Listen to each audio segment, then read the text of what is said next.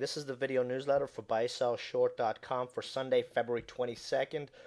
Really ugly week in the market this week. I'm glad I was actually away on vacation.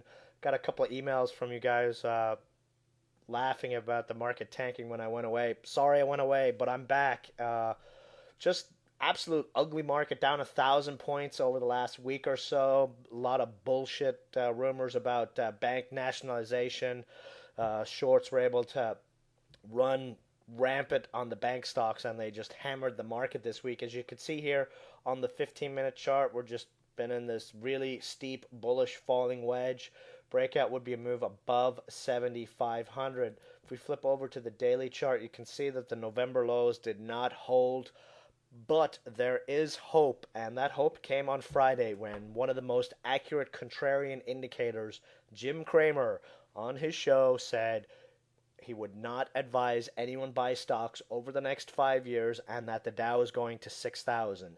When he said those words, the Dow was down about 190 points, and I kid you not, within the next 15 minutes, rallied 150 points.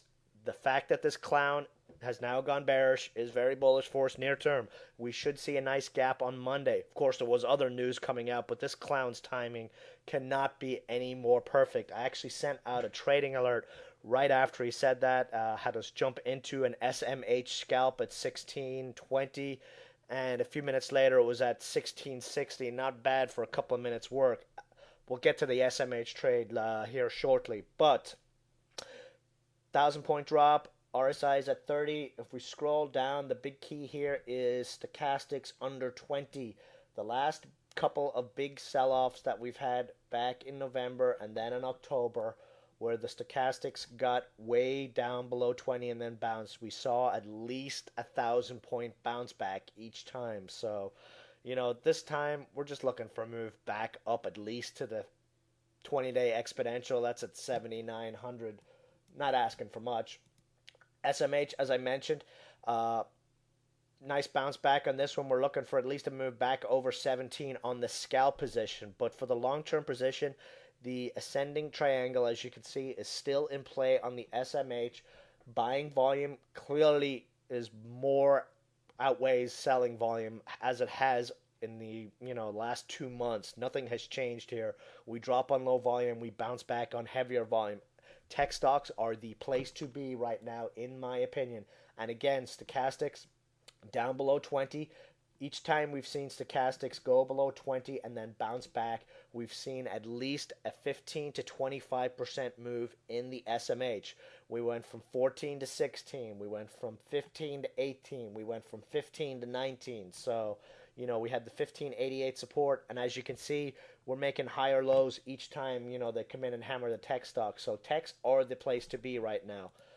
Put call ratio, we got up over our buy spot, or the buy spot for the market, 115, and then we eased off a little. Granted, that had a lot to do with options expiration on Friday, but the VIX, really not that much of a pop given, the size of the sell-off we had last week. We still have lower highs in place on stochastic, so that is at least near-term bullish for the market. Again, we won't be moving into a new bull phase or a sustainable bear market rally until we break the 200-day moving average on the VIX. We've been saying that for some time. We have this quasi head and shoulders in place right now, but until we break this level, it's going to be more of the same.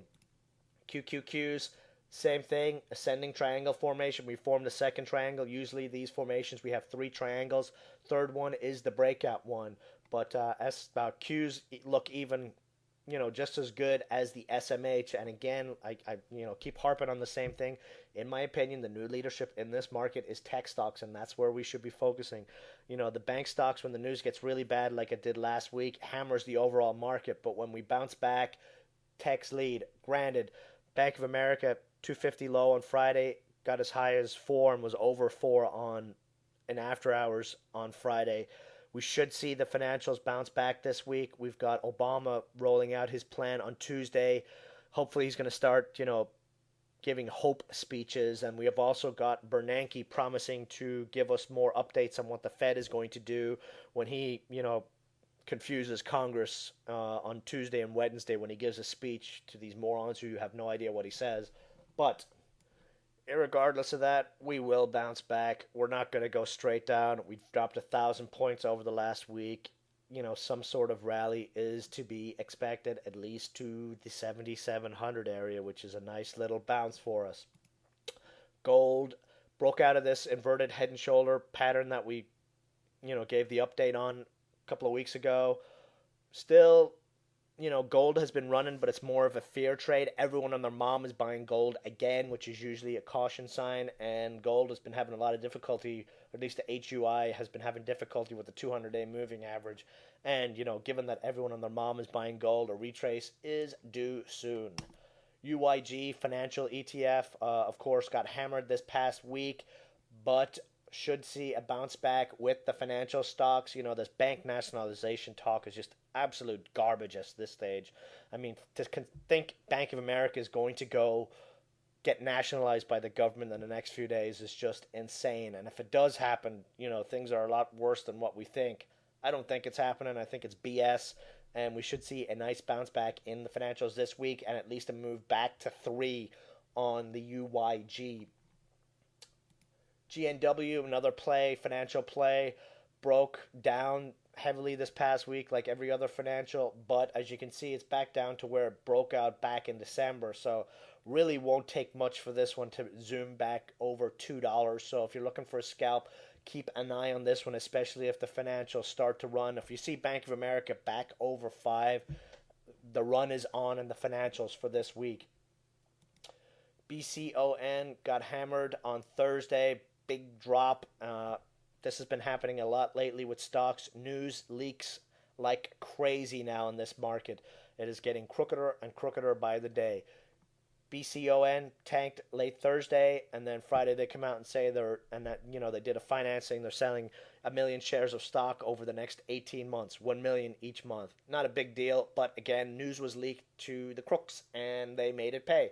But we're back down to support, and as we mentioned, this is a medium-term play, so the next news spike will come, and this one will bounce back. So we're going to be very patient with this one, like we were with the other ones. Stemmers got hammered this past week. They all bounced back down to their 200-day moving averages. Next, Obama talk about stem cell research, and these will bounce back easily. Should have seen a low here on Friday, so we should see at least a retest of the 50-cent area this upcoming week. Sirius. Like I said, no bankruptcy. Got a bailout. Liberty Media came in, gave them $500 million. They've got 40% of the company now. Great move for Sirius Longs, but the stock is still trading at 13 cents, bankruptcy price. Once the market starts to get its legs or we get a sustainable rally, this one will again see 20 cents plus. So would be looking to add this one, 11 to 12 cents for a scalp, and 15 to 20 cents would be the scalp target on this one. A lot of the fears are gone now. They've got cash to continue forward, and we're going to make a lot of money scalping this stock over the next year. So great. SONS going along with this tech strength that we've been talking about, report earnings this week, so we should see a nice little spike on this one, at least back up to the 135 area. Cash rich tech stock, can't really go wrong with that, especially in this market. Tech stock that's got a boatload of cash, almost, their market cap when you pull out their cash is like 20 million, and for the revenue they do and no debt, ridiculous valuation. This one will bounce back.